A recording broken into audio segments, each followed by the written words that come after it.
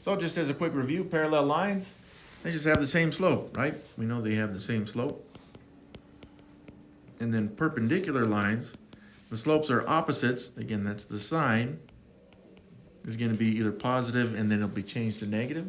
Or if it starts as negative, it'll be changed to a positive, and then reciprocal means you're going to flip the fraction. So none of this is new. Again, we just barely saw that stuff. The reason why we need it is because of the second objective for today. So they're going to give us equations, and then we got to determine, are the equations parallel, are they perpendicular, or are they neither of those? But they're going to give us another option, and that's if they're the same line. Now we know they're the same line if the y-intercepts are the same. So you'll see something like this. If the y-intercepts are the same and the slopes are the same, then you end up with the same line. Really, you would just have the same equation, right?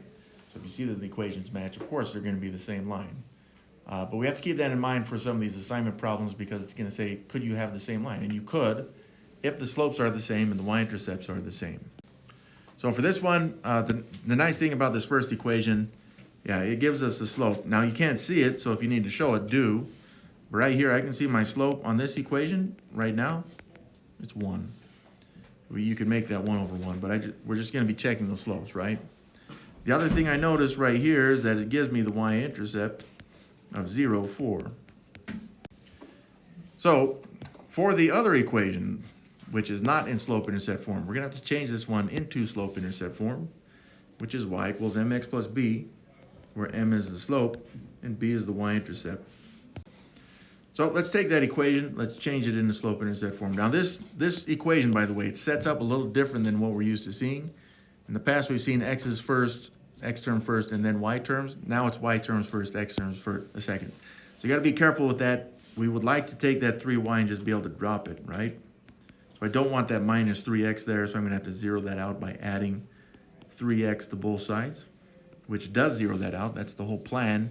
And then that's 3y dropped by itself, but then we got a positive 3x and also a positive 24. Now this is pretty close to slope-intercept form. It's just not quite there. What we want is y equals mx plus b. So how do you make that coefficient of y a phantom 1? Take the 3 coefficient of y and just divide it by itself. And then divide it everywhere. Okay, so that's the phantom 1. The coefficient of x, 3 divided by 3 is 1. And then the the y-intercept, that's a 1 by the way. But 24 divided by 3 would have been positive 8. Okay, now we only need the y-intercepts here if the slopes match. Okay, so this y-intercept is 0, 8.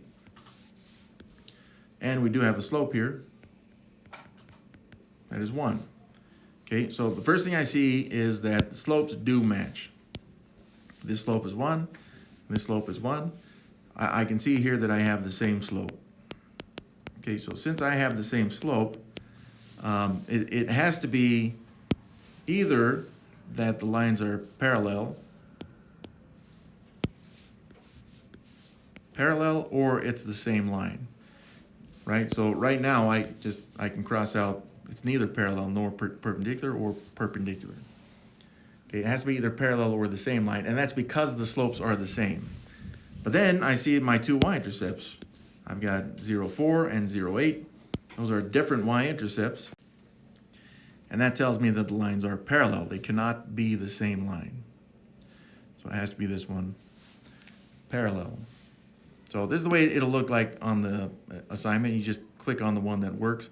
Sometimes they'll jumble these, so they may not be in the same order as well. You may not see these in the same order.